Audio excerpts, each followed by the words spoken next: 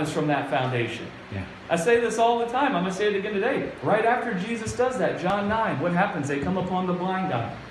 And they want to know, who sinned? Him or his parents? As if God did it to him because he sinned. What does Jesus say? If you go look at that in the Greek when he says neither, what he says there is, that ain't got nothing to do with what's going on here. But that you might know that God's work towards sinners can only be to heal. And he heals the guy. That you might know that God is not the giver of cursing and death because of sin. He's the healer. He heals the guy. Then right after that, John 10, what does he say? It's the thief that steals, kills, and destroys. But I come to you. Who's I? God. God. Right? Yep. Then he gets into John 17 and he prays, glorify me, Lord, that I may glorify you. Right? What is he saying?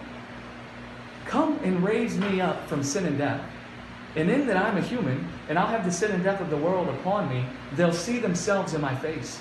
And when you come and raise me up from the dead, and clothe me in your immortality, and seat me at your right hand, it will reveal the truth about your heart. Yes. They'll see your heart has only ever been to be good to them, even when they were dead in their sin. They'll see your heart was only ever to be kind to them, to heal them from what hurts them, to give them a certainty of blessing in life, even when they were dead in their sin. And then they'll know that you have loved them as you have loved me. Yes.